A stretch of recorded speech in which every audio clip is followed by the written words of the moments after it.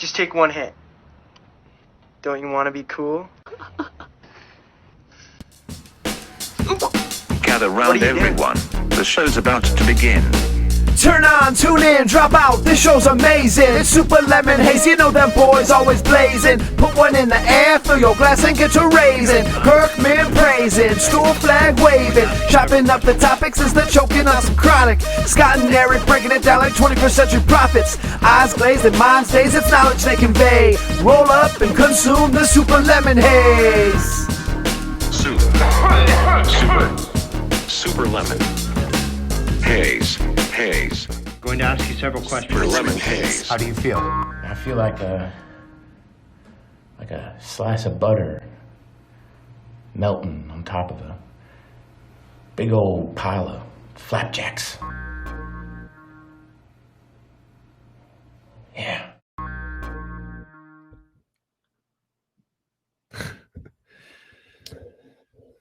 Super Lemon Haze. Super Lemon Haze, motherfucker. Welcome back. Another week. Another week. Yeah.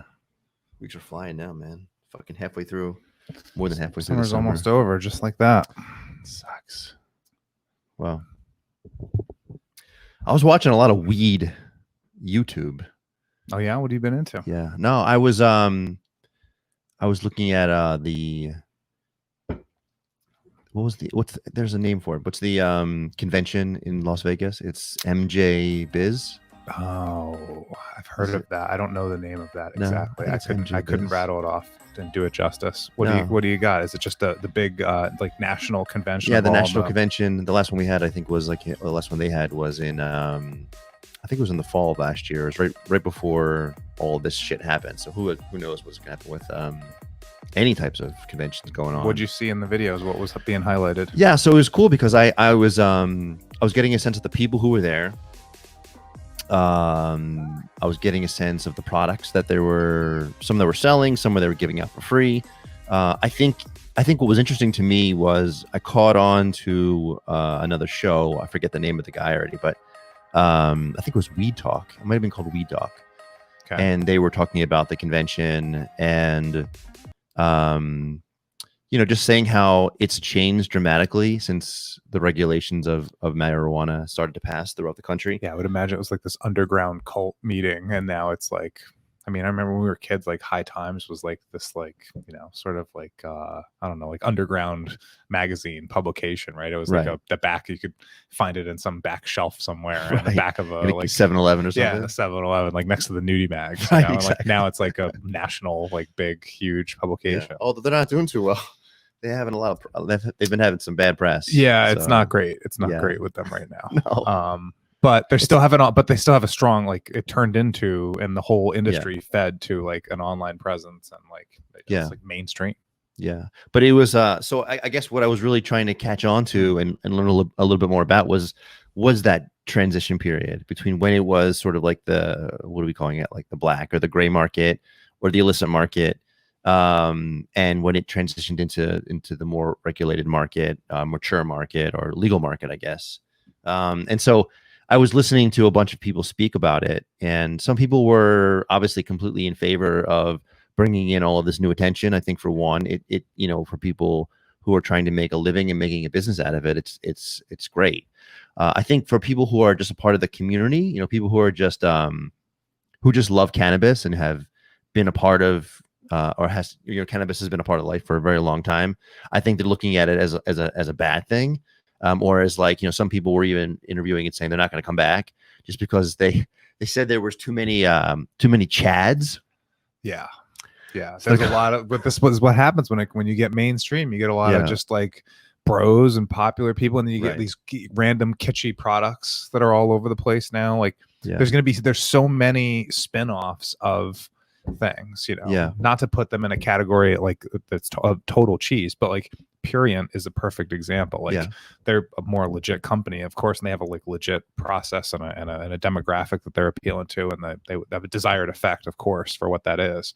But that is a spin-off product of the cannabis industry, if you think about it. Like so many other things. That one the one that like is a grinder and a ashtray all in itself, and like all these random, like the Super Bowl that cleans itself and like is easy to smoke. Like there's all these random like little kitschy products that like come from that. And I would imagine that people that are just either really into certain strains or growing, or they're just, you know, some sort of medical provider, or they're into the health and wellness of it, they're like, get this shit out of here. Yeah. But at the same time, again, it brings money to the industry. It takes it out of that gray, quote unquote, gray market. Yeah. So it's good. It's good overall. Yeah. It's funny because I feel like a lot of the conversations we've had recently, the illicit market or the gray market has always come up to some degree. Whereas I feel like even as people try to become more legitimate, you know, people want to get into the business where it's legalized, regulated, they're still participating in that illicit you know, arena. Well, the more it grows, the more there's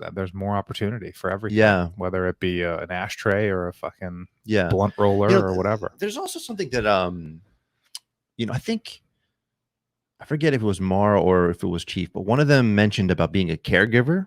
I actually had no idea what that was.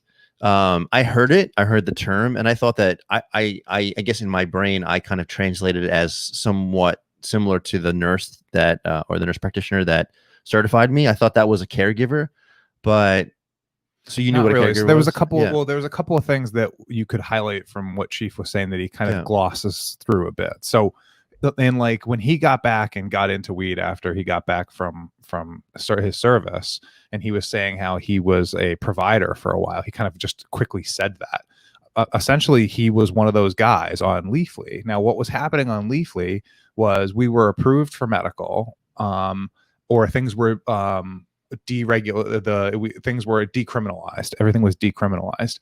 And then what we basically had was we had like Weed Maps and Leafly people like going on an advertising delivery service. I actually did it a few times myself. Like, so you didn't have to go to a dispensary. You could basically just put an order in, and somebody would come and drop it off to you, and they would quote unquote read your card and check out your medical card real fast. But did you have to get assigned to a person? Because I feel like that was what I was trying to understand. The way it was supposed to be set right up, where you just get like a single patient or something. And it really just I don't want to comment too much because I don't know exactly, but I think basically it wasn't getting tracked the right way or something. But there was all these, you know, these providers that were kind of all out there delivering, and they weren't dispensaries, they weren't legal, like they weren't really, it was definitely some gray. And out of nowhere a few years back, all of a sudden Leafly had to like stop promoting that. Like there was this big announcement on the app, like we can't advertise these, we can only advertise real legit brick and mortar stores as dispensaries now, because basically it was like a guy's courier service, and it was, we're a dispensary, and it was like, so but delivery is legal, right? I mean, I know now that they're starting delivery through the brick and mortar, but I'm talking like 2016, like I'm talking 4 or 5 years ago. Gotcha. They were like these independent providers, right? And did they have to get licensed through the Cannabis Control Commission in Massachusetts? Do you have any idea? There was like a little bit of a different license. You can get your own license, or you could get a caregiver license. But I think the caregiver license, excuse me, only you could only get like, I think it was only up to like 6 or 7 patients or something. It wasn't it wasn't, you weren't allowed to just go around slanging weed to whoever was Venmoing you, or at the time PayPaling you some cash for an eighth or whatever it was. I mean, I do think Mike Crawford was posting about the, and that's what happened, Mike. So Mike was talking about this, and this was like an industry thing that was happening. And what happened was, like Chief was saying, it got somebody busted. So Chief was making his moves, and he wanted to get promoted, so he wanted to go on there. And so Mike's like, no, I'm not doing that, because if I expose you, they're going to track you down and get you. That's interesting. But I think there are some new regulations being proposed. I think they're being voted on sometime later, but I feel like, because like it came up recently, that's what I was catching on to all these, like, delivery stuff, you mean? Well, there's a delivery component to some of the new regulations, but also and I think I'm not sure if it's the size or the amount, but there was also there was a caregiver thing. Well, there's this, and Grant was talking about on that Shalene interview too, that's like their biggest idea now, is that almost like the Uber Eats of deliveries too. So they're going to allow dispensaries to do some form of delivery, which sounds like it's going to be pretty tough to get achieved. Like you're going to have a lot of regulation and rules around that. It's going to cost some money probably. But then there's this other version that they've also proposed to go with it, which is like this Uber Eats sort of model, which is like like where you can other people can go take a profit for getting it from the dispensary, and then of course, like, and kind of like my function, make some recommendations, be a caregiver, doctor type, and then bring that to them for a markup. Kind of a la Uber Eats type of setup.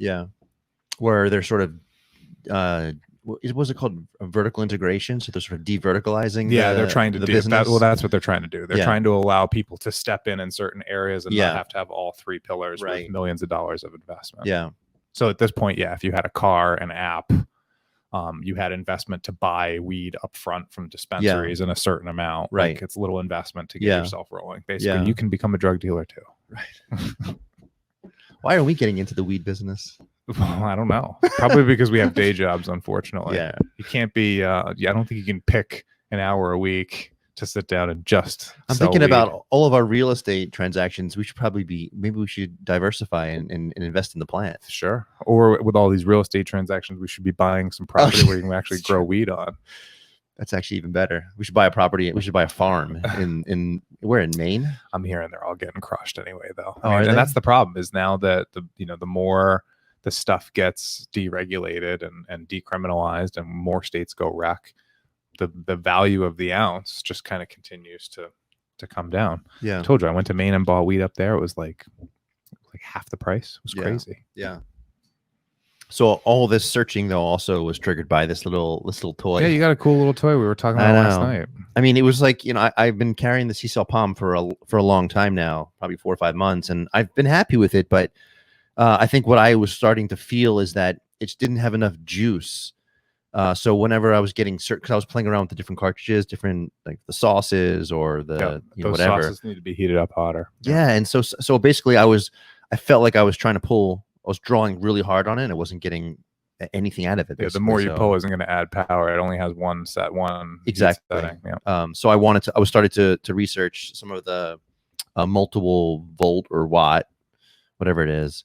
Not amps. Watts, I think it is. Watts. Yeah, volts or watts, one of the other. One of those. It's not ohms. No, it's definitely not. That's for sure. Yeah, no, that's I think that's. Yes, I found this. It's cool. And we were talking about, that's why I had that other old school pen, because I could actually kind of make different adjustments and stuff like that, and you can kind of set it. But we've talked about, and I love that you already had like a ton of interaction, like a couple of points that are coming to my brain. Like, first of all, you had a ton of interaction about that already just by like posting one picture on chilling out on a Friday night or whatever it was. No, it was last night or the other night, whatever it was. Night. Yeah, sorry, that's how slow things are going right now. I guess. Exactly. And then the other thing I thought was just interesting is like, you see people will respond and say, I'm just getting into vapes, or I'm just interested in, I want something simple or something like that. That's actually why I recommend something like that C-Cell Palm thing, or those other ones, those Entourage singles from Sierra or something like that. Something that you just pull on, that's you don't have to worry about pressing buttons or blowing up. Because the other thing is, like, you hold that button down for too, like I can tell you from personal experience, that button in my jacket pocket, I've had like in a fucking suit pocket. I've had that vape in a front pocket, and I've leaned into something. And then it's like, not only is it fried, the button's getting pressed. It didn't get a hole in my suit, but it definitely, like, oil was everywhere. And like the oil stained the fucking suit. That was the end of the road for that jacket. Like that was it. So that was, I mean, so I did look up. I was looking up a couple different models, and then obviously I did a little bit of some digging in the reviews, but if you can see, it's just like a little, this is the battery. So it just looks like the end of the pipe. So I thought that was cute. And what's good, but you need to point out, is that it presses on the top of this pipe. So it's also not gonna, if it's against your side, it's not gonna, it's in your pocket, it's not gonna hit. It's only if you press on the very, very top of this thing, which is much better. And this is just I think it's like your regular 501 thread. Yeah, exactly. And I'm just, but that was actually, but part of the reviews, because the majority of them were positive about this model that I posted. I actually did it through Twitter. So you can check that out and follow that link. But the majority of it was like, don't screw it on too tight, because you could essentially either jam it in there and you won't be able to get it out. And then they were also talking about the overheating component. So if you do too high of a voltage, you could essentially fry the thing, and then you're fucking screwed. But yeah, and again, that's remember when we were in Florida when all this came about and we started with this conversation. What were we dealing with? We were dealing with a pipe that wouldn't hit. Remember, Yeah. we were dealing with a cartridge that we couldn't get to hit. Yeah. And then all of a sudden it came through, and I said, "It's Super Lemon Haze. This is a great thing." Because remember that was your wife's cartridge at the time, and that battery that was being funky. Right. And a lot of people, I can't tell you how many times I've had people reach out to me and be like, "This fucking thing doesn't work. Right. This is what am I doing with this? This isn't getting me. I'm not getting." They think they're hitting it. Sometimes they think the vapes. You don't know if it's smoking. You don't know if it's smoking. You can kind of taste it. You don't know what the hell. And if you don't have experience with this, you have no idea what the hell's going on. You're like, I think I'm hitting. I can taste it, but I'm not getting high. What the fuck is this, Scott? People freak out. Yeah. Buy these like Entourage singles, or use that C cell. You just pull on it. Right. So much deeper. Right. It's reliable. Once you get into it, and then as you see, just like you've done, now you're not a novice anymore. Yeah. Now you're like, wait a minute, I want to fucking taste this thing at a different temperature. This is going to be good. But you gotta get used to it. Gotta get used to it. So I mean, the bottom line is that once I started using this and I was just trying to play with the different voltages, I went to like there's like a low, medium, and a high. Yep. The low one was the same effect as the C cell. It was like, and so whatever voltage that was, I was getting the same, I don't know, vape out of it or whatever it is. And then I went to the middle one, and it just like that one I just pulled. That was great. The medium, and so I'm like, I'm not going to go any higher than that. No, because then you'll also burn off the good stuff, and you'll be left with a bunch of you'll be kind of left with contaminants at the end there. Yeah, well, that's what they also talk. I mean, this is again part of the show was talking about flower versus vapes and sort of like the changing culture. Where the vapes obviously is less older, more convenient, it's cooler. There's it sort of appeals to the younger generation because it's like some of them have apps. Some of them you can. Some of them have like this whole component where you could like fucking track like the ingredients and like it's just crazy, like to the micro. Yeah, I mean those are they are a science experiment. Like at the end of the day, a plant is still a plant. It's going to grow. It's going to have its own characteristics, and then how it's grown is going to be affected. This stuff, you extract a bunch of cannabinoids, fucking centrifuge them together and pop them into some kind of vitamin E shit or whatever it is that they make these things with, and off you go. It's like but it was, I guess, part of the concern for me honestly was it did talk about the metal. There's a lot of metal in here. There's metal coils. It's a lot of talk. I mean, and it's hard not to believe anything about what happened in the fall when they were banning the vapes because of contaminants and things like that. So it makes me think, maybe I should start changing my consumption of different types of products. Well, I mean, as we said, you are getting your cartridges from probably the toughest regulated place in the country, because we actually had this ban and then put these poor bastards through the ringer to sell their goddamn vapes again here in this state. So you are getting the best ones. However, there's nothing wrong with moving on to a little bit of flour in your life, my friend. All good there.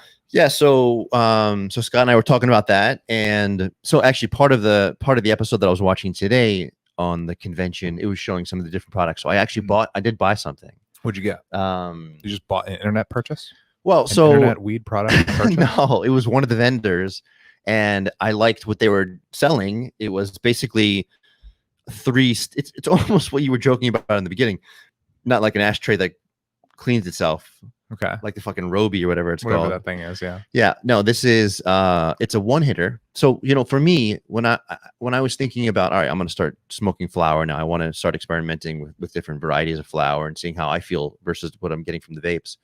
I didn't want to, because I'm doing it partially for health reasons, also for a desire. You just want to see what the effects might be, right? If I'm thinking like I don't want to fucking suck on battery, I also don't want to start thinking about sucking on paper or whatever. So I didn't want to roll joints. Okay. That's fair. Yeah. So what I was thinking was just getting some sort of like ceramic one hitter, which I've used before when we were on vacation. The last time I had a great experience with flower was when we were away, because I can kind of control the micro dosing. So like, again, I'm not a fucking pothead. This is not something that I've been doing the majority of my life. I truly identify as a medical patient. I'm doing this. So you're looking at a straight pipe one hitter, basically, with a ceramic. Yep. Yeah. So this thing. Where's my fucking telephone? I'll just call it what it is. But it's basically like these three things in one. It's a storage component, right? So it's like the size of a lighter. So it's got a storage compartment for ground up flour, and it's got another side of it that's got the one hitter. Look like a cigarette. The device itself looks the one here looks like a cigarette. That's called a dugout. That's a great little tool. Yeah. So that's an old man's tool too. Yeah. By the way. So you were gravitated right to an old man's tool. Well, I am an old man. So they actually. I remember finding weed in my parents' house when I was a little kid, and it was in a dug. They had weed in a dugout, and a little they had a bunch of scraggly weed in a bag, in a baggie, and then a fucking dugout. So this is. I have a dugout too, by the way. Nice. Can I? So actually, so this is a type of dugout because they actually use that term. I had no idea what it was. Well, so it's a dugout the company, because the weed sits in the little bottom, and you just dig into. Well, you just like you put the fire that thing up. So the thing about a dugout is you're gonna have to clean it a lot because that little tube is gonna get clogged up all the time. This is why it was so appealing to me because they have a lifetime guarantee on it, and they're saying that it's uncloggable, like it's uncloggable. Yeah, but uncloggable. Clean it. Yeah, maybe, I don't know. Yeah, so the company's called Smosey, and I just bought this Smosey carbon fiber one hitter. It's a kit. Nice. But it's got, so the cool thing about it though is it's got this like system where you sort of snap it in, and then you take your ground up flour and it's got like a little, so what you snapped it into is kind of like a funnel, and the funnel's got a wider mouth, so you're not like making a fucking huge mess. Right. So you basically take your ground flour, and I'll probably do what you said too, because I don't know if I want to go through the whole like nugget grinding thing, but you said you can get the pre-roll. Yeah, just buy them pre-roll and they're already ground up, and use that. And then you actually untwist it and then dump that into the dugout container. Yeah, so that's what I think I'm about doing. Just to save time and energy. Yeah. But we do need to. I'm gonna have to. Remind me to engage on Twitter about this. I'm gonna find my pictures.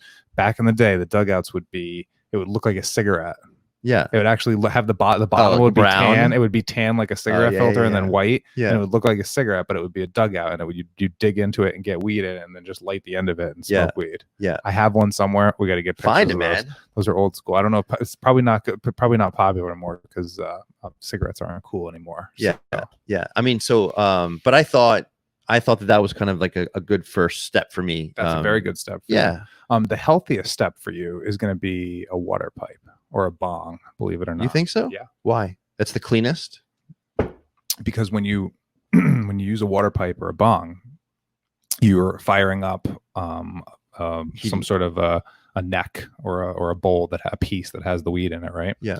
When it shoots into the water and then comes up through the water, you're cleaning the hell out of that smoke. Oh. You're taking out all the, a bunch of carcinogens and whatever particulate ashes, whatever shooting into your throat if you think about it. Yeah, so. I never thought about how a bong actually works. Had a real PCP, like a real physician, way before weed. It was never weed talk. Yeah. Just admitted to like a PCP doctor back in the primary care physician back in the day that I smoked weed. Yeah. And he was like, okay, it was an Indian guy. And he's like, okay. He's like, use water pipe or bong. Like, okay. Why? First of all, less carcinogens, less ashes in your face. That's the worst Indian accent. Yeah, sorry. I don't mean to cause trouble. But yeah, he was like, use a water pipe or a bong. That's the best way to go. Yeah. Cleans it out the best. So that's interesting though. So explain this to me. So you're obviously I've seen them, I've seen my friends use them. But you're lighting it as if you were lighting a bowl. Mm-hmm. It goes into the pipe. And then that's what the bong water sits. I didn't know the smoke goes in it though. As you suck on it, it bubbles up. It into the water. Yeah. And the smoke is just being extracted through the water. If you think about it.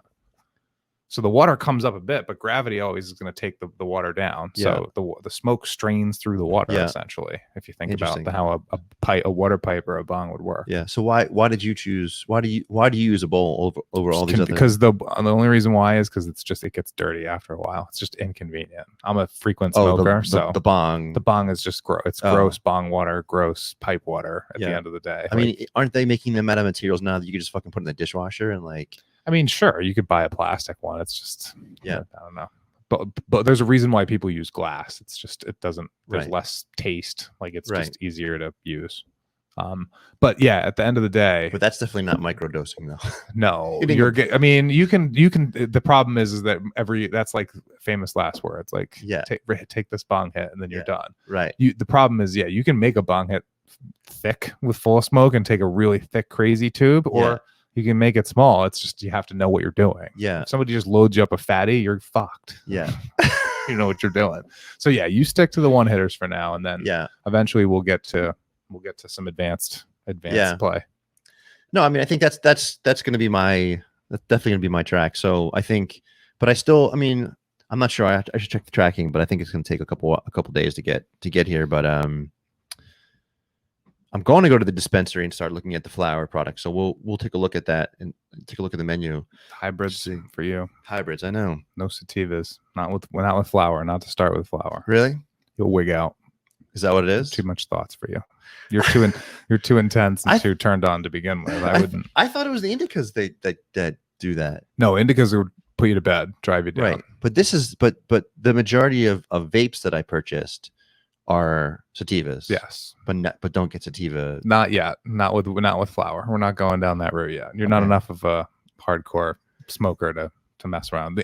The vapes are a little lighter. Even on a single? I mean, we can get you a couple of like hybrid sativas. Yeah. But I think you should start with hybrids. You should start right in the middle of the scale. Yeah.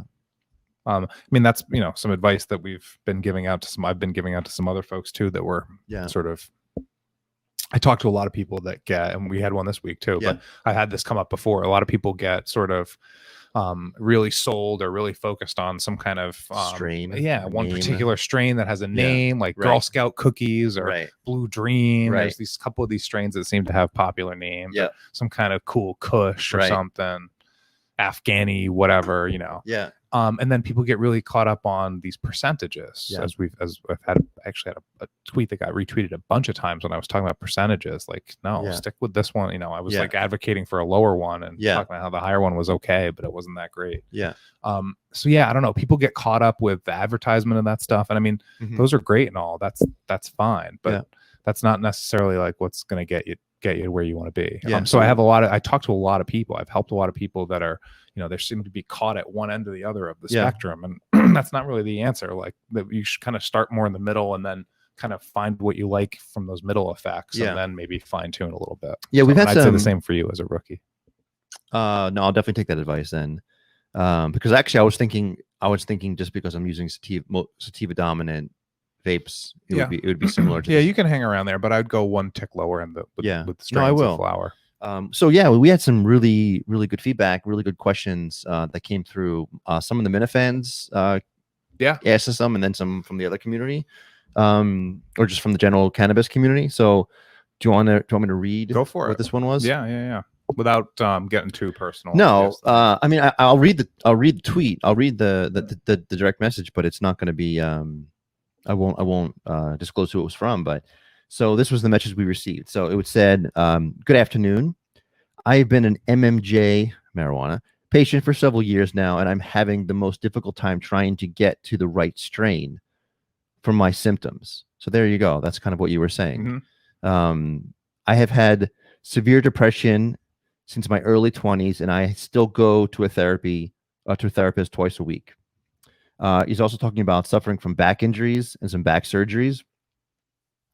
And he's got some significant nerve damage in his right leg and foot. So this clearly is a guy who is looking for some relief from a number of different things. So, again, this is new to me. So it sounds like, he's looking for some physical pain symptoms to be relieved, as well as some, obviously stress and anxiety. So I don't know enough about the plant to say, go for this or go for that. But you clearly had a pretty reasonable response. Do you want to? Yeah, I mean, the long and short of it for me was based off of what he was saying. He was talking about indicas. I think I can't remember where we were, but whatever something led me to believe in the moment. I'm missing the exact words, but it was basically, he needs to get back to kind of the middle strains to me, in my opinion, based on what he was saying. Again, kind of one extreme to the other isn't really going to be the answer. Try to kind of blend all together, and then let's see how things feel from there. So I think the plan was to suggest he had also had a couple of different dispensaries he'd gone to, and it sounded like he might have been, I kind of read into, maybe I was wrong, but I read into that he might have been a little frustrated with the dispensaries too. So I suggested a third dispensary and then also threw out their hybrids as well. So please continue. Yeah. But no, I think you gave him some great advice, and I think it was similar to what you just said to me, which was like point the needle directly to the middle. and then try to reach your desired effect. And I really like that that saying. I actually have been throwing it around myself, just practicing using it. So I think similar to what we're trying to describe when like the language changes in this industry, and how people talk about it as cannabis or sort of medical marijuana. I think that, using more health focused, wellness focused terminology, like how you sort of was describing it, Tim, I think that's sort of a great way to normalize it, right? To sort of, I guess it's like reducing the stigma of saying, don't take a hit of this, man, and you'll fucking get high. It's like this is much more tone. Go for the unsexy strain that doesn't look like it's that strong. Right. And then try that. And then let's kind of figure that out. So like a great example, and it's 4-letter word. We'll get into that in a minute, I'm sure, with Nita and Mike. But Nita, New England Treatment Access, has a great strain that is always there. It's called Flow, or it's Flow OG. They've got like two different flow plants strains that they've always had over there going. It's usually never sold out. There's never like a run on it. It's just kind of always there and always consistent. It's fucking awesome strain. Like it doesn't look like it's usually like 18, 19, 20%. Every once in a while it's a little heavier and somebody jumps on it, gets all exciting. But it's never like this amazing sex. It's just kind of always there. It's just fucking solid, consistent. Right. Always going to give you a few good at bats. Always going to give you a few good hits, Yeah. So anyway, those are and then all of a sudden they'll have Girl Scout 32%, and it's like that's on social media, right. And everybody goes there and goes and smokes Girl Scout and wig the fuck out on some crazy ass like heady, crazy strong weed. So is this? I mean, like it's funny because this really is starting to take the same direction as like the craft beers, don't you think? Because like normally you would just get like you can get your Budweisers or your Bud Lights or your Miller Lights. You can go your Coronas, or you can get a little more fancy and go for like the Sam Adams and, Harpoon IPAs, at least if you're local. But then like, I feel like once the craft brewery and the craft brew market sort of boomed, now it's all like these fancy graphics, fancy names. And it's like they fucking push the alcohol content to like almost as high as like and wine. Can have the coolest graphics on the can, right? And how is it marketed and all that. I mean, that's definitely like we were just talking about this yesterday. So this is just your Long Trail Vermont IPA, man. But this shit is fucking delicious. Great, but that doesn't get like any kind of crazy market like Long Trail. Like it's been around forever. Yeah, pretty like normal, like average everyday craft brew. Long Trail's probably been around since like. I would bet they've been around as long as like Sam Adams. I bet late 90s, early 2000s. Ass brewery. But this is similar to right on there. I would have missed it. Oh, yeah, 1989. Look at that shit. Look at that. Craft Brewery 1989. But they're like, they've just always been doing it. Consistent. So same that's thing with like Flow, right? Flow OG. So Flow is like the Long Trail. They're just always there, right? They're just always good, always refreshing, right? Always a good weed to smoke, right? Always. So I mean, to be honest, that's the other thing about selection. I was on Sierra's website because I was trying to find the time to get to the dispensary for an appointment. And couldn't find anything that worked. So I was basically going to the curbside pickup, which seemed like it was just more accessibility. Like you don't even have to have an appointment. You just basically do it. They text you when you fill out the form on their website, you pick the products, they text you when it's ready, you just drive by like a fucking McDonald's, pick it up and go. Yeah. You don't even have to talk to anybody. They just put the bag in your car, they check your card, you're in and out. And I was saying to you, I heard a little experience. I heard some experiences about this too. Yeah, right. But my experience was there wasn't a lot of selection. But I was but I didn't have an option to make an appointment. So I was looking at the menu, and I was like getting a little discouraged because like fuck, like I don't like. There's only like 3 choices because I was thinking flower. I was only 3 choices of bud. And I was like, I don't know what to get here. And there was also like a reduced amount of like cartridges, and there was only like 2 flavors of gummies, and I was like, this doesn't make any sense. And like you said it was all the expensive stuff too. Well, it was super expensive. Like the flower products were like $60-$70 for an eighth or something ridiculous. I mean, everything else was within like a couple of bucks, but like, I mean, the vape cartridges were the same. I think they were like 50 or 55, but it was the flower products and the other things, because that was the thing I was interested in. And I was like, what the fuck? So I ended up not making the sale. I was like, I have enough to carry. This is Saturday now. Yeah. So it's going to carry me over. And then I was just trying to make an appointment this week. So, and I had a similar, so I figured that I didn't know, like, I didn't realize this was all going on. And then you told me this and I picked up on something. So I was standing a couple weeks ago. They were just held up and I think they were like changing staff or something. They asked me to wait outside for a few minutes, being safe, all good, whatever, totally fine. So I stood up, but I wound up standing outside for like 10 extra minutes waiting to get in to just even get signed in and like get the process started, which is pretty unusual. But again, whatever, being safe, it's all good. Somebody walks up while I'm online, while I'm standing there waiting, and he's asking if this is the pickup line. And then he's basically like, never mind, fuck it, I'm going to make an appointment. He's kind of frustrated because he's like, yeah, I was trying to make same thing. He's like, I'm trying to do the pickup line and it's different product for the pickup line. So I figured it out. What it is they're only selling their top shelf stuff for pickup. Like basically like they're not getting out of bed for the extra service unless you're going to go buy the good stuff and you're going to buy a decent amount of it. So, but I thought that was fucking bullshit. It's weird. I mean, you go in and there's plenty of other product. I mean, they lost the sale because I was going to go in, but there wasn't. Yeah, you just. Yeah. I mean, because I wasn't in a place where I could make the appointment and go in person. So I was like, fuck it, I'm not going to go. If you're already grabbing other stuff and handing it to people out the door, why can't we just? I don't see why give me the cheaper stuff menu. too. Yeah. So like none of like the like you can get the Nantucket nugs, so they're just smaller nugs, they're not as fancier, but they're still usually top out around 18, 19, 20%. Good strong buds. Yeah, just a different similar grower. To your flow. Yeah, it's like a flow. Yeah, and it's just another grower that Sierra works with, Nantucket nuggets, but they're just not as flashy and showy as some of the other nugs. So they're usually a little bit cheaper. You can usually get a quarter of Nantucket nugs for like $70, which is pretty awesome. $10 a gram. That's pretty fucking cool. Yeah. And you say ground flour is ground flour, right? I mean, at the end of the day, you're going to ground it up. You're going to grind it up anyway. Right. You can't get that Nantucket nugs for the pickup. You have to go into the dispensary and do the regular appointment to get that, to access that. Yeah.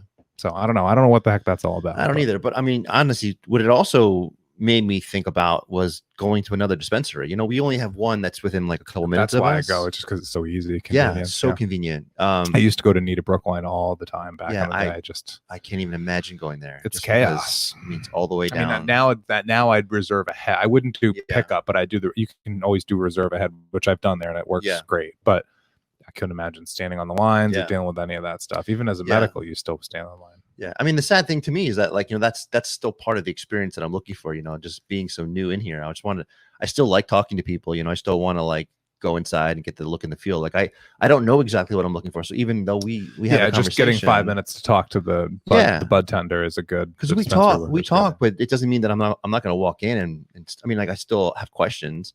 And then sometimes those questions led to other things that I purchased. You know that because we've had a whole conversation. I go in and I come out not having anything what you recommended. What I loved too back in the day was it was so communal. Yeah, you never followed my advice. That's okay. Just what I loved back in the day though, when you'd make appointments and you'd be in there with like 5 other people. And you'd wind up talking to the people that you're standing online with too. So that was cool. Like I'd just meet and talk to lots of people there, which was always cool too. Just hearing other people's experiences. Oh, what are you getting today? What are you going to buy? What are you looking at on the menu? Because everybody's in there with like a paper menu, holding it, like thinking about what they're going to get. When you used to go into Nita, they'd hand you a big book, like a menu book, as you walked in, and you'd stand online. Nita was cool too because they actually had a journal.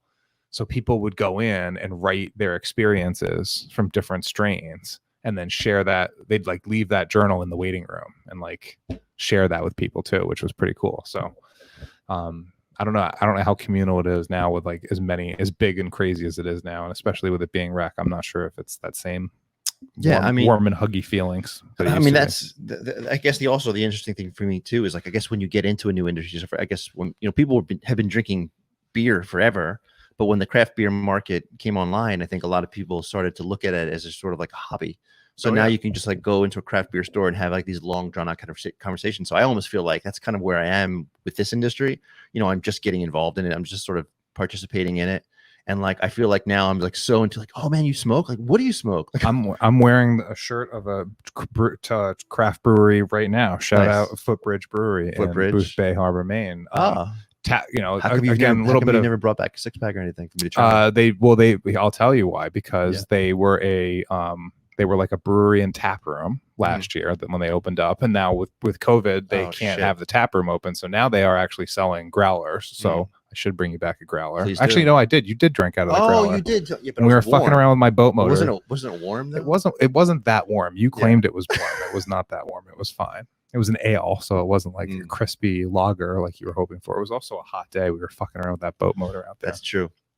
Whatever happened to that boat? It's still there. That motor. The motor's in my garage. It's ready to go. Yeah, never got a I launch. need a boat to put on it. I know. I need a boat.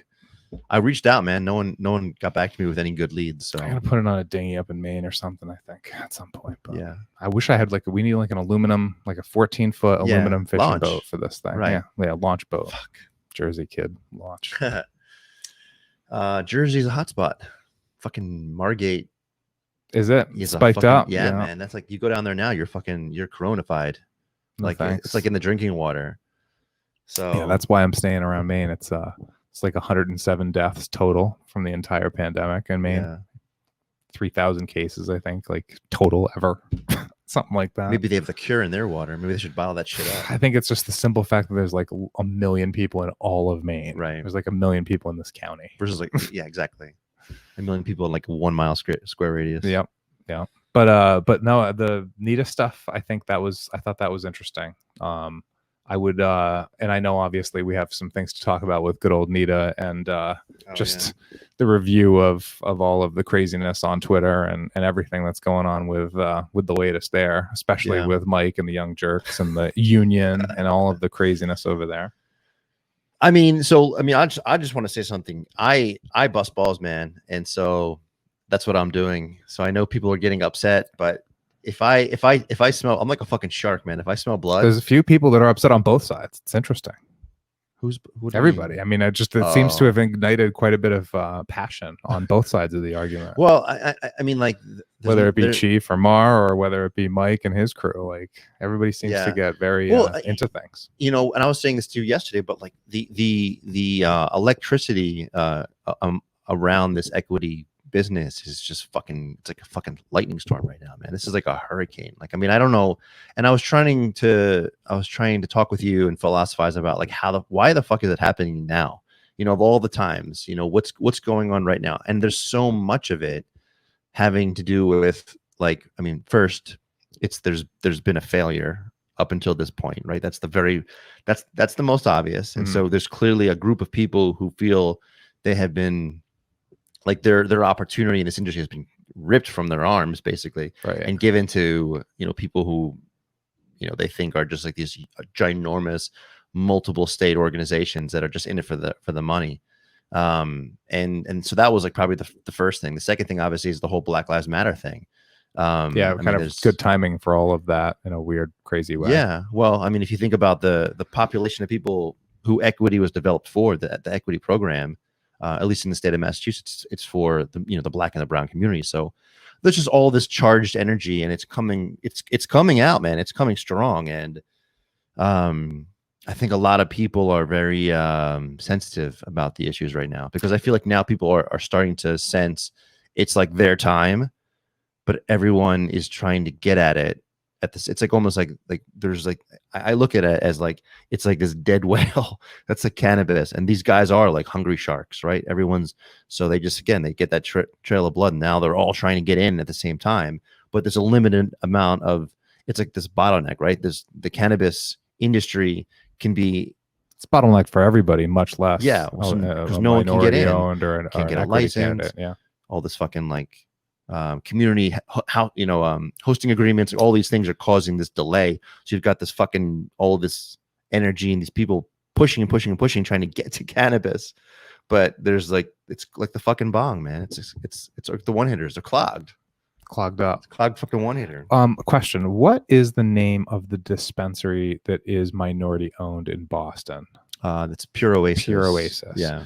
So I was looking at Pure Oasis, just checking out their menu, and the only thing I noticed that I thought was interesting was that their prices are not as competitive as some of the quote unquote big cannabis companies as well. It's a little bit more expensive to buy weed there. From what they had, they didn't have as much selection, and I noticed that it was a bit more expensive. So I just wonder, with competition stuff. I mean, again, they different model. They look like they're kind of more of their advertising or their marketing promotes them more as like, or makes them look, gives me at least the impression that they're more of a boutique weed dispensary, but it didn't look like it was that fancy of weed. It didn't look like it was like extra strong or something. Like I didn't know. It didn't seem to justify the cost compared to 5 other dispensaries that have better prices and more selection. I mean, I guess if you're looking at it from a business perspective, I mean, a small shop is never going to have the same inventory as the larger corporations. I mean, totally. Like the Rev clinics that have 3 locations, and so then I'm kind of back to like the business side of things. Then I don't know how anybody, I don't care if it's minority or not. How is a new small fish competing with the Walmart of the weed industry now? Right. But I think that's Chief's stance, because Chief is talking about competition. He keeps bringing that up, right? And he believes that competition drives quality, it drives customer service, because like you have to, if you're selling weed, this guy's selling weed. I mean, it's still a premium. You know, we're not at the point now where like weed is sold in 7-Elevens, right? So you're going to be going to a fancy place no matter what. All of these places are, in my opinion, at least the ones in the Boston area, have an appeal that's more modern, right? Yeah.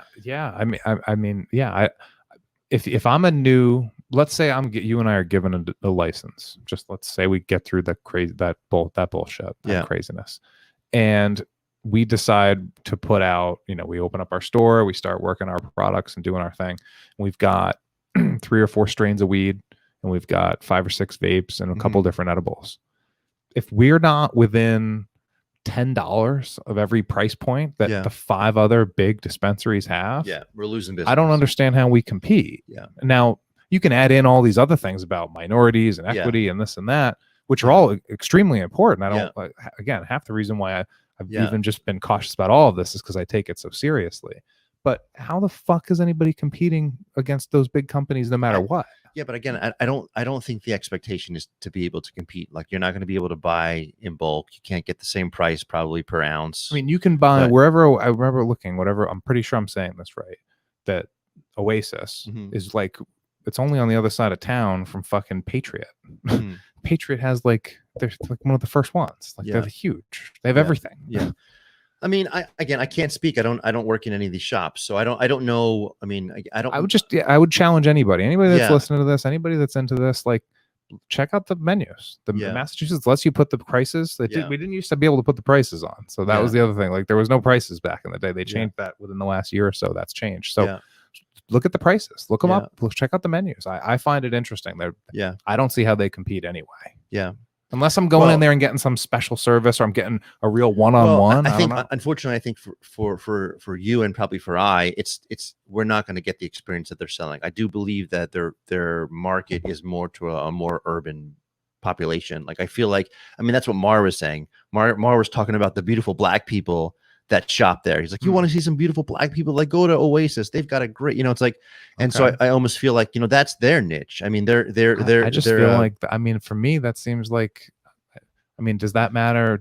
Are people talking about beautiful Black people when they go to buy when they're buying, I don't know, a jacket for the best price, or a pair of shoes for the best price? Like, I don't. Well, I think price is price, I would imagine. Like, I think it does count. I think you're right. I think maybe I'm wrong. I don't know. Maybe I'm naive or ignorant here. Maybe this is another show of my ignorance. But I think I would imagine that price is price. I don't care who's giving it to me. Yeah, I feel like if you were living in that area, and you were, I mean, again, we're playing this hypothetical game. But if you're an African American and I want to give back and I want to do business in my community, you're going to pay. You might feel that. Or I can spend $2 on for the tea and take 3 stops over and go to a way better dispensary and spend way less money. I don't know. Again, I think it comes down to personal preference. I don't know. For me, the way that I've always been, and I'm not saying like shit on the movement of that. Like, that's like I would love as an idealist, I would love to be like, yeah, the community is going to stand up for this dispensary, and they're going to spend the extra $10 because it's their community. I'd love to think that. I don't know that people would really do that. I think they're going to spend $2 to save 10. Yeah, I mean, again, and go two stops up. Well, I don't know. I mean, again, I don't know if that's a long-term model, because what Kobe Evans created isn't going to be the same once a lot of other equity empowerment applicants or SE applicants or even like delivery service. Like there's going to be like the competition is going to be way up in because right now there might be in his hometown, in his neighborhood, he might be the only one available, right? Yeah, I'd love to hear. Like, I'd love to talk to him about. Like, Yeah, and these are not like knocks on him at all, or Yeah. his business. I think it's great that that he exists. I think it's awesome that there's a minority-owned business. I'm curious as to like what is the niche. Maybe he has a different niche, or maybe there is an element of that neighborhood or that community engagement component that means something that does draw people in. But I'd like to hear what that is. Well, it's funny because you say right. So the way that Purian is marketed, right? It's marketed to any users or consumers, but it's the first like African American weed, like the way that I feel like the way that they advertise it and the way that Mar was talking about it, like it's an African American brand, or was made from an African American family. So I feel like that has. But you stopped yourself. You almost said an African American weed product. Well, that's the key, and that's the question. It's absolutely an African American brand, and it's a somewhat successful brand, and it's clipping along. But that's the niche. It's like a niche product. Yeah, that's the product. It's not weed. No, but what I'm trying to say is that shit, and that's the problem, right? But that's part of what he's selling. He's selling a product that he obviously believes in. His wife believes in. It's a great thing, but a part of it is also the culture. Like he's selling. Like there's a cultural component. Buy into the fact that this is us. This is made by us. This is back to the so I think that's back to Fubu, for us, by us, back in the day. The clothing brand. I get it. Yeah. But that's pure Oasis. Yeah, I'm asking about the. But you're not going to compete. So I don't know. But you can't compete. So there's no competition. Competition is driven by. I mean, when in the end of the day, when it comes to buying weed, if you're just doing it for the price, service, product, price. Yeah. Service. How are you getting me? Product, price. Talk to us, Kobe. How you getting it, buddy? What is it? What's the angle? He's got an angle. He's alive. He's doing it. He's in the business. So true. He's got an angle, but what is it? Yeah. Because I don't think it's price and quantity and availability. It's whatever's going on in there. It's some kind of an experience. And then I'd love to hear how that experience has been affected by fucking COVID and everything else that's going on. Well, they also got broken into and they got several $100,000. Yeah. Fuck. Like I think it was like $200,000. I remember you tweeted that out. Yeah. I forgot about product that. stolen. Jesus. Which is insane. Come on and talk to us, Kobe. I want to hear all about it, man. Kobe will reach out to you. So interesting. Oh, so we're at 51 minutes already. That was good. That's good. Any other comments about your boy Mike or Grant or anything else you'd like to say about the latest events on Twitter with regards to mask policy and some of the back and forth you've had since Chief came on last week? I think I have a lot to say. I'm going to save it. If you were going to summarize to keep us at our hour long promise, like we were thinking, what would you say? I think there's some real shady shit going on behind the scenes. I think a lot of what I'm saying on Twitter is true. I think that there's a motivation that has something more to do than with the community that they feel like they're supporting. I think there's a huge personal investment for both of them to do what they're doing. So they're trying to gear a lot of their energy and production and content to attract what is going to make them famous or rich, or particularly with this union giving them some sponsorship and sort of helping them push their agenda as well. So I actually and truthfully believe that they're compromised. I don't think they can come back to the middle. I feel like they were when we met them. None of this was going. I mean, some of the policy stuff was happening, but it was more around the social things, where now I feel like it's getting into more money driven. Well, that was employment driven, sacrificing people driven. And he talked about that on our show and was talking about how he's like, I've taken money before, but it was with MassCan and it was like for marketing stuff with like the conference. Like I'm pretty sure he laid that. I remember him talking about that on our show, even saying like all these other people are taking money and I'm, the independent. And then a couple months later, here we are. There's a fucking union banner underneath the podcast on their screen. And then everything I see tweeted out is like stuff in support of the union.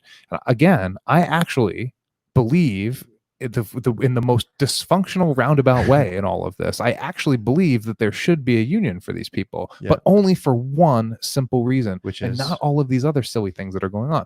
So again, and I'll summarize my point real quick, just because I agree with you on the shadiness piece here a little bit.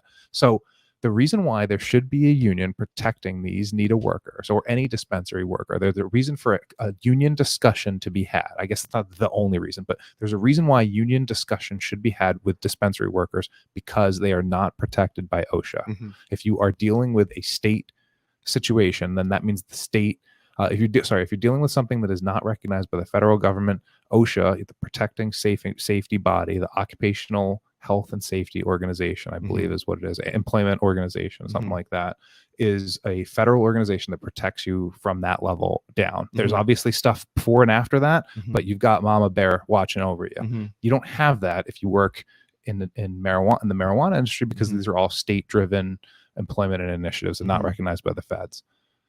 That's reason enough alone to introduce another counterbalance of having a union potentially there, just for that alone.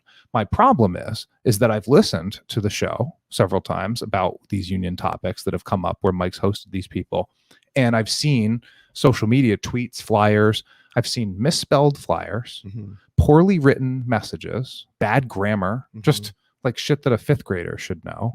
And then and the people that we're talking to, that we're listening to, that are either union reps or wanting to join the union or fired from NITA, they're not articulating the point about what's happening at all. They're not giving any salient point or legit information about what I just said or what's happening. All they're doing is saying, give me this. I deserve this. We need to protect, the quotes are like, we need to protect the people. Like, from what? What do you mean? Oh, well, there's bugs.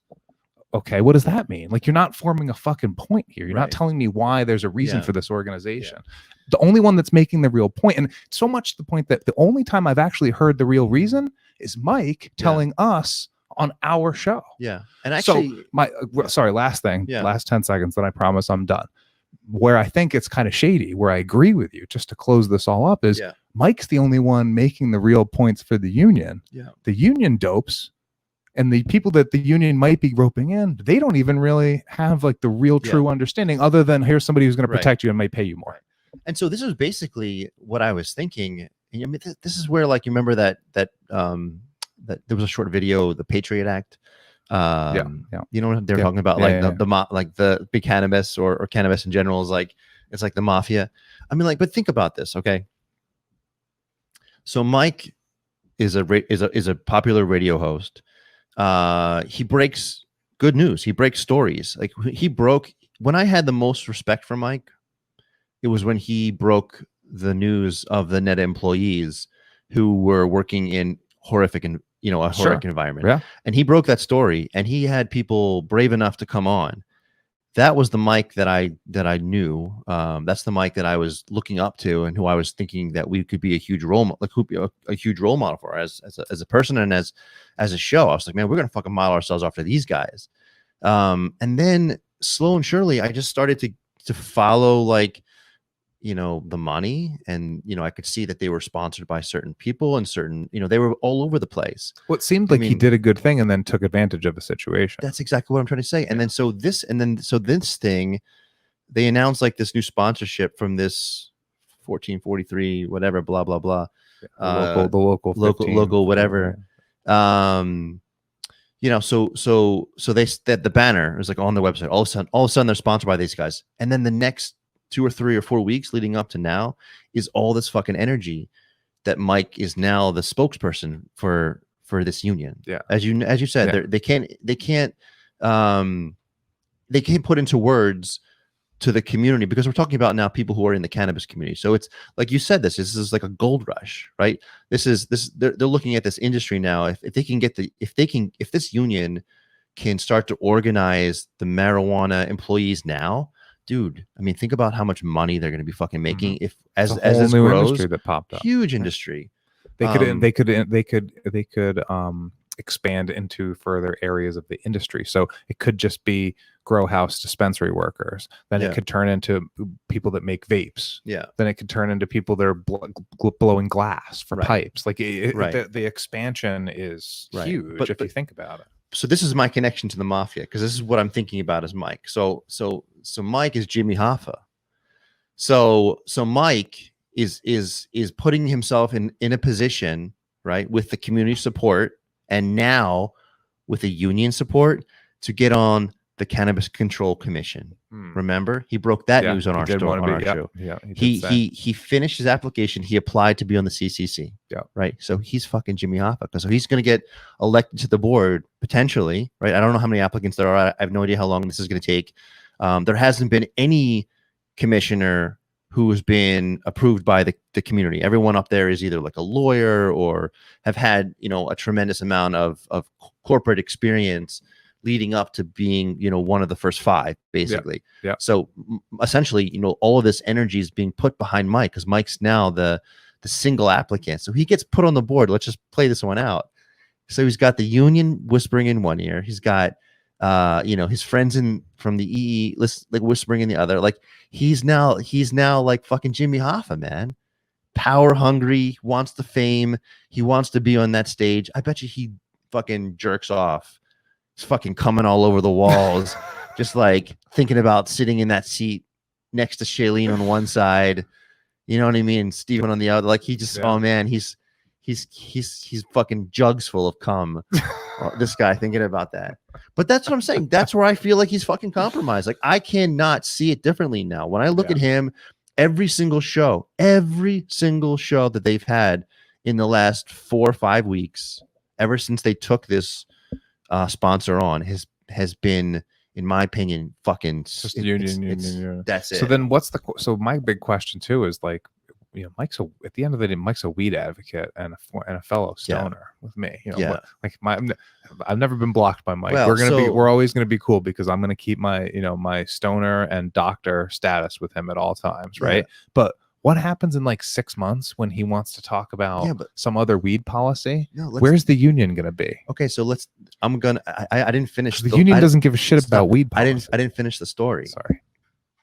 So Mike's Jimmy Hoffa, right? But who's the mafia, right? I mean, that's the big cannabis. No, it's fucking Grant, man.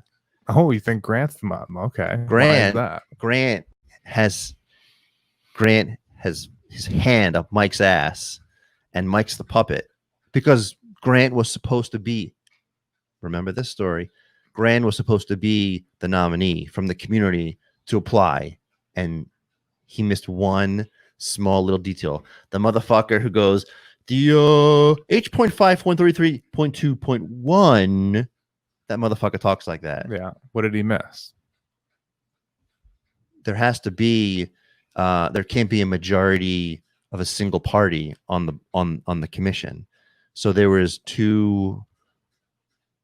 I think at the time there was like 3 Democrats and like 2 unenrolled or something of that nature. Okay. And then the commissioner left, and the new commissioner who would be appointed had to have been either Republican. It couldn't be a Democrat. You could not be a registered Democrat. You can either be only a Republican or unenrolled, because there can't be this like one-sided party on the board.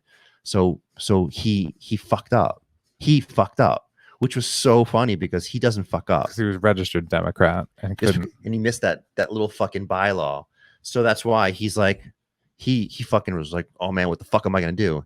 Mike. Gotta have Mike. And Mike. And the thing about Mike is he's a great guy, but I feel like he's easily taken advantage of.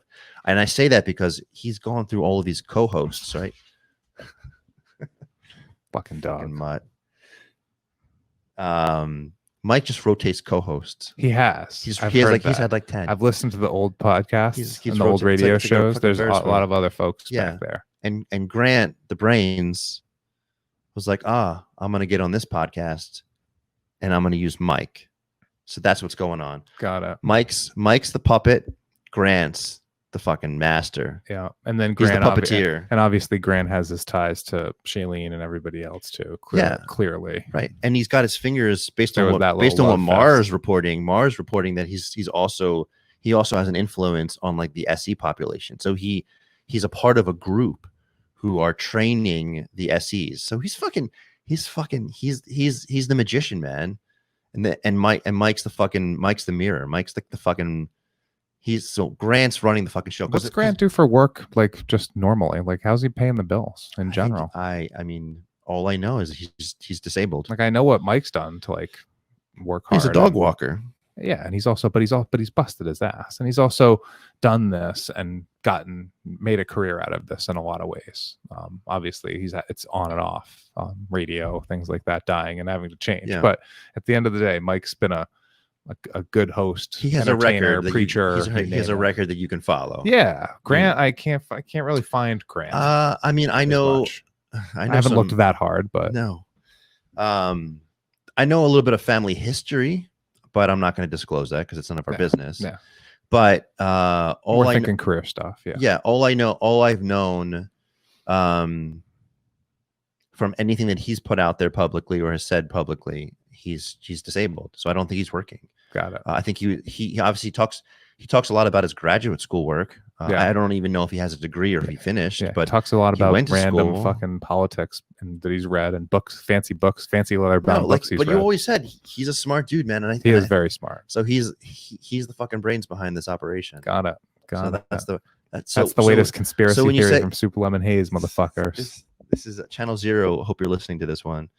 That plug-in Channel Zero, another show on the the conspiracy show. Love it. This is your fucking shit right here, man. We're fucking living your conspiracy. We're doing all the work for you, man. Maybe we can come on and share. We're doing the hard work with them. Yeah. Well, we always talked about doing a crossover. Actually, those are the first people that I invited to do the rundown with us. Right. I reached out to those guys. I'm like, hey, let's do a fucking crossover. Let's do that. But it didn't work out. They said no. Well, maybe they'll be interested in this one. Yeah. So that's it, man. So Mike gets on the board. He doesn't know he has no idea what the fuck he's doing. Right. But Grant's his consultant. Grant's, then he probably would even hire Grant. Well, I thought it was interesting that, the only thing that we didn't really talk about when we mentioned the interview the other day with Chief was I thought it was interesting that Mike was nowhere to be found on any of that. Like when that interview aired, it was just Grant. They pay attention, man. Is that what you mean? No, I just mean like there was no Mike wasn't in that. It was just an interview with Grant and Shalene. There was no Mike involved in that interview. Oh, and I think that's on purpose. Right. But I find that that's interesting to me. Now all of a sudden Grant is hosting the Young Jerks. Yeah. And he's interviewing Shalene. Where Mike, with all that fucking pomp and circumstance, and you're on with the Young Jerks. This is Mike. Yeah. All that stuff, the classic radio host voice that he has. Yeah. Now all of a sudden, Grant's just on his show. This is all. I mean, this is what I'm saying. This is very. I'm thinking. Very calculated. These thoughts are all coming to me as I'm talking about. Yeah, that's okay. But I think about this all the time. It's highly calculated. I know you think about it all the time. You're also on Twitter, fucking with these people all the time too. It's so easy. Mike, it's so easy. It's so easy. I mean, I'm a Minifan, man. You have no idea. We're capable of fucking. We're capable of complete destruction. Oh my god! Crazy. And I have never. It's only now that there's a sprinkle of Minifans that are supporting us. Like today was one of those. Yeah, sure. I think was it Chris and Methuen? Yeah. Shout out Chris, what's up, man? Madawaska Rob. Oh, he loves us. Yeah. Dano, we've got a couple Minifans now. Link from Hyrule, he's always looking out for us. Oh, Link loves us. He's actually Link smokes weed. He's got a bowl. I've seen. He's shown everyone. Yeah, there's a lot of weed smokers. Yeah, we've definitely got some of the weed smoker Minifans. Yeah, for us. That's actually talking about smoking weed. So Robbie Fox was on the Minahan show. Did you listen to that as well? I didn't hear that. So I saw the tweets and had them arguing with each other. I didn't hear him go on yet. I'm catching up to that. I mean, the drama's bullshit. I think Robbie and Kirk like each other. I know that for a fact. I mean, this is what it comes down to now. I mean, and Kirk talked about this on that episode, but Kirk's like their father. He's technically older, way older. Well, he's in his early 40s, right? Yeah, but these are like in their mid to young 20s, early 20s. Yeah, Robbie Fox is like, I don't know, that Robbie 22 Fox is or like something. 21. Yeah. So there's gonna be this cultural divide. So whenever anyone is going to criticize anyone from Barstool, you're automatically criticizing like this crew of like the sorority Yeah, when or this when you fraternity. have Big Cat and KFC or the like elder statesmen and Right. like 34, Yeah. 35 years old. KFC's like 36. Yeah. You know, it's like, well, okay. Yeah. So there's always going to be this cultural sort of shift. But like, so Robbie, so I guess there was this whole Kate thing, this Kate blog. Everyone jumped on it. She got so upset. She was she basically broke. She broke fast. Yeah. Which is yeah. And I think Robbie Fox got upset, made some tweets, came on the show to apologize. And the first thing he said, or one of the first things he said was, he was saying he apologized for the way he acted. He was acting out of impulse. And then he said, man, I've been out of weed. He's like, I've been out of my fucking product. That's the problem right there. Right. That's funny. That's what Marsh said too, man. He's like, if we all just like smoked weed together, we'd all get along. It would be so much easier. So much easier. Best thing that Chief could have done was just fire that blunt up and hang out with us. That's like, I feel like those have been our best interviews. Those are always our best conversations. Yeah. But I'm gonna just, the last thing I'm gonna say about with the Shakia thing, that was part of what I said, man. I was like, hey, after we sort of confirmed the time and the day, I'm like, dude, I'm like, bring a joint, bring a glass, come hang out, bring a glass of beer, hang out with us. Like that's the style. Yeah. And fuck, man, I haven't found out who told her not to be on, and I have my suspicions, but I don't think it was who the obvious people are. I think I know who it was, but we'll never. I mean, I don't know, you think we'll ever find out? She'll never tell us. I'm sure it'll go away. That's not going to happen. It's just a bummer that she wouldn't come on. What was going to be so bad? Nothing. Like what? She thought that I was going to give her some sort of gotcha some kind moment. Of horrible gotcha thing. I think fucking Grant. I think Grant pulled some strings, man. Probably. I mean, I think it was either Grant or some other people. It would be good if we could convince the Rev Clinics boys to go on and talk to the young jerks, though, because they had every chance, man. And work through the Mike's version of what he thinks might be a gotcha moment, because he's that's the problem, is we kind of have two sides saying the same thing right there. We have to broker that somehow. I mean, that's the place that we were when we started. Shakia should feel safe coming on here. Rev should feel safe being able to go on to the young jerks without a fucking union sponsorship underneath it. That's the problem now. I mean, I somewhat ruined a little bit of that. I think. Sure. I apologize, but I apologize to you. I don't apologize to. I'm not apologizing for what I said. You're a catalyst that was still. It was going to if it's not you, it's somebody else that causes this, and everybody draws their lines and fast. What blows my mind is that how fast. It's not you, because anybody can come in and throw a few stones and piss people off. Yeah, you do it very well. I'll give you credit. But what blows my mind is how fast they fucking drew their lines and then retracted to their home bases. And it's a very evident of the problems in our world today, even with just with politics, that you have to be on one side of the aisle or the other. Like, no, there's a whole bunch of shit in the middle here. Why can't we? And I think the problem is that you're saying, let's talk that out, and we're not getting that. I mean, that's what I've always wanted to promote the show as. And I think I really do need to dial some of the intensity down just a little bit, I feel like, because I don't want to piss people off. I think I will regret that Shakia thing. But again, I don't remember doing anything out of the ordinary in the beginning. And I think it was the fact that she decided she wasn't going to come on without a legitimate reason, where it was very obvious that someone told her not to. She blew you off. Yeah. And then when you called her out, and then I got upset. She got pissed. Right. And then I overreacted. I wasn't being vigilantly like disrespectful. All I was trying to say at that point was, I mean, I really did want to talk about why the thing fucking sucks. Why the system that she was in charge of for 2 years hasn't produced any equity in the whole system. So I think she took that as I was going to give her some sort of gotcha moment. No, just tell us what your challenges were. But I would have asked. Right. I would have. I mean, I don't know. And it's clear. I mean, she clearly has some wins. Like there's some pieces that she moved. Like she got the ball down the field. There's like you can read some stuff. Like, do we have an equity partner? Is it fully fledged? No. Yeah. But there was zero before she got there, and she's created some. So I think the problem is that she probably feels that her work would be disrespected somehow or some way because we're challenging that. But I think it's not. It's more of a let's go over it. Let's find out like what was the barrier. What were your challenges? Let's just be honest about them. Well, again, I think it was. So I'm going to be honest. I think Shailene told her not to come on. Probably, sure. But I think she didn't. She told her not to come on. It was probably a combination of the same folks that are against what we that same fucking hive. But like, all right, so we're both in the corporate world. You implement a project. Yeah. You go through some initiative. If it could be a big initiative, it could take a couple years, it could take a couple months, whatever it is.